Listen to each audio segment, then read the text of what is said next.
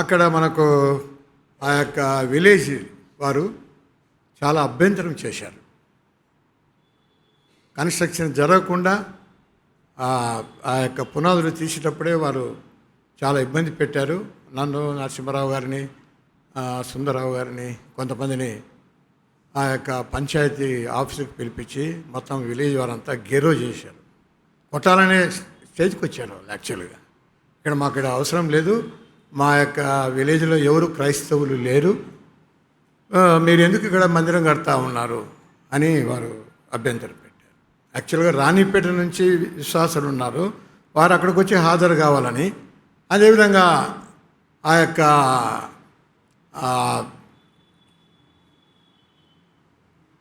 యొక్క స్థలంలో చుట్టుపక్కల ఉన్నటువంటి ప్రాంతంలో విలేజెస్లో విలేజ్ పాస్టర్స్ ఉన్నారు, ఒక 30 మంది ఉన్నారు. 30 విలేజెస్లో చేస్తూ ఉన్నారు. వారు మాకు యొక్క ఫోర్స్, మీరు కడితే మాకు చాలా బాగుంటుంది, మేము వచ్చి ఇక్కడ మేము గ్యాదర్ కూడా అవుతాము, మాకు చాలా ఆత్మీయంగా మేలు ఉంటుంది, once in a month or 2 మంత్స్కి ఒకసారి మేమందరం సేవకులం కలుసుకొని మేము ఇక్కడ మీటింగ్ జరుపుకుంటామని కూడా వారు చెప్పారు. సో మన సహాయాన్ని కోరారు. మనం ఎంత ప్రయత్నం చేసినా అది వృధా అయిపోయిందండి. మేము కట్టలేని పరిస్థితిలో సాతానుడు చాలా ఆటంకం తీసుకొని వచ్చాడు. అందువల్ల మేమేం చేసామంటే ఇక్కడ మన సహోదరుడు ఆరోన్ బెంజమిన్ గారు రెవెన్యూ డిపార్ట్మెంట్లో పనిచేస్తాడు, తర్వాత జాన్ కృపయ్య, వీరంతా కలిసి అక్కడికి వెళ్ళి అక్కడ రెవెన్యూ అథారిటీస్ మేము కూడా వెళ్ళాము, నేను శాంతికుమార్ మేమందరం వెళ్ళాము. వెళ్ళి ముందు అక్కడ ఎంఆర్ఓ వారిని కలిసాము. కలిస్తే ఆయన అన్నాడు, అంతా అబ్జెక్షన్ చేస్తూ ఉంటే మీరు ఎందుకు కట్టుకుంటారు, వద్దులేండి, మీరు వీలైతే వారితో ఎవరైతే మీకు ఆ స్థలం అమ్మారో 1/2 acre తీసుకున్నాం. యాక్చువల్గా ఆ 1/2 acreను మళ్ళీ వాళ్ళే తీసుకునేటట్టుగా, వాళ్ళే తీసుకుని మనకు రిఫండ్ చేసేటట్టుగా చూడండి అన్నారు. సో 11 lakhs మేము తీసుకున్నాం యాక్చువల్గా అప్పుడు ఆ టైంలో. సరే, వారితో కలిసి సంప్రదింపు చేసి మాట్లాడుతూ వచ్చాము. మన ఆరోన్ బెంజమిన్ గారు కూడా చాలా ఆయన ఆ ప్రాంతంలో పనిచేశాడు కాబట్టి ఆయన వారితో సంప్రదించి ఎట్లయినా సరే ఒప్పుదల తీసుకుని వచ్చాడు. ఆ ఓనర్ 11 lakhs తీసుకుంటే 15 lakhs ఇస్తానని చెప్పేసి ఆయన ఒప్పుకున్నాడు. సో ఆ అమౌంట్ మనకు వచ్చేసింది. నేను ఎందుకు ఇది చెప్తున్నానంటే ఆ 15 lakhs అమౌంట్ మనం స్పెండ్ చేయాలి. ఇన్కమ్ ట్యాక్స్ డిపార్ట్మెంట్ వాళ్ళు వాళ్ళకి ప్రశ్నిస్తారు. ఒక టైం పీరియడ్ ఉంది, ఆ టైం పీరియడ్లో ఆ అమౌంట్ని మనం ఇక్కడ ఉపయోగించాలి. ఆ టైం పీరియడ్లో 1 year 2 years లోపలనే 1 year లోపలనే మనం కట్టేస్తే అది ఆ ఎగ్జామ్షన్ అనేది మనం ఎగ్జామ్షన్ తీసుకున్నాం. ఈ డబ్బులు మేము ఖర్చు పెట్టామని కొన్నప్పుడు ఇన్కమ్ ట్యాక్స్ దగ్గర నుంచి ఎగ్జామ్షన్ తీసుకున్నాం. మనం ఇప్పుడు కట్టకపోతే, ఆ డబ్బును ఉపయోగించకపోతే ఇప్పుడు మనకు సమస్య వస్తుంది.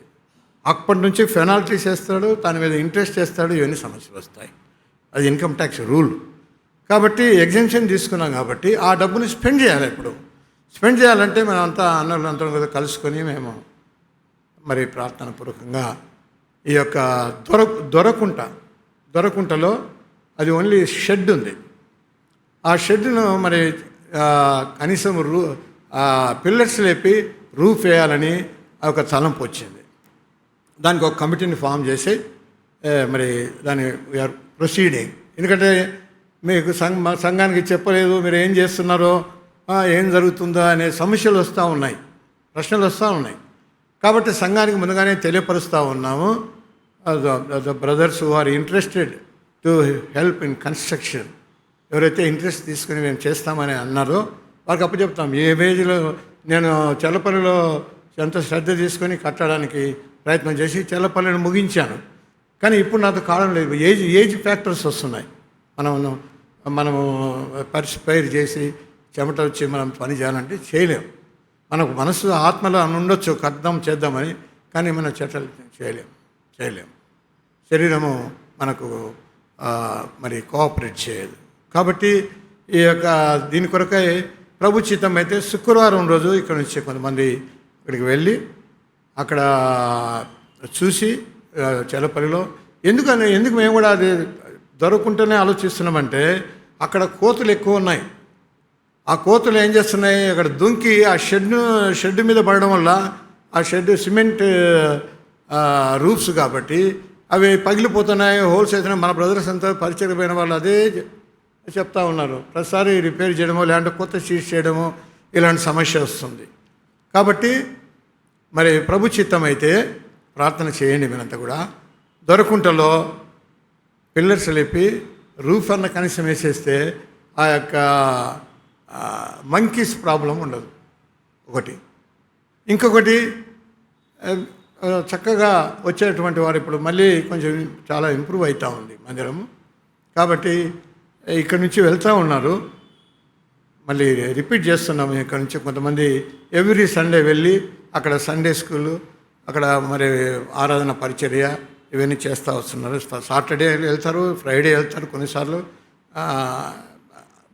ముఖ్యంగా సాటర్డేనే వెళ్తారు. కొంతమంది ఫ్రైడేనే వెళ్ళి అక్కడ పనులు చూసుకొని గృహాలు దర్శించి అక్కడ మరి సంఘాన్ని సమకూర్చుకుంటూ ఉన్నారు. ఇప్పుడు మళ్ళీ ఇంప్రూవ్ అవుతుంది. ముందుగా 55 మంది పిల్లలు వచ్చేవాళ్ళు ఆ విలేజ్లో, చిన్న విలేజ్లో. తర్వాత 45 మంది 50 మంది అడల్ట్స్ వచ్చేవాళ్ళు అక్కడ సంఘానికి. తగ్గిపోయినారు ఈ మధ్య. అంటే మనం చెప్పలేము కారణం, అన్ని కారణాలు మనకు అనవసరం. కాబట్టి దాన్ని మళ్ళీ మంచిగా రివైవ్ చేసుకోవాలా, అక్కడ పోయి మళ్ళీ సువార్త ప్రకటించాలి, అక్కడ అనుకూలమైనటువంటి ఈ యొక్క మందిరం కట్టబడాలనేటువంటి ఆలోచనతో ప్రభు చిత్తమైతే శుక్రవారం రోజు ఇక్కడ నుంచి వెళ్ళాలని తలంచినాం. దయచేసి మీకు అందరికీ డిక్లేర్ చేస్తున్నాను, ఈ యొక్క దినమున మళ్ళీ మాకు తెలియకుండా ఈ పని చేశారు ఆ పని చేశారని కొంతమంది కంప్లైంట్ చేస్తూ ఉన్నారు. కాబట్టి దయచేసి ఇది మీకు ఒక ప్రకటనగా మీరు తీసుకోవాలని మనవి చేస్తూ ఉన్నాను. దయచేసి ప్రార్థించండి.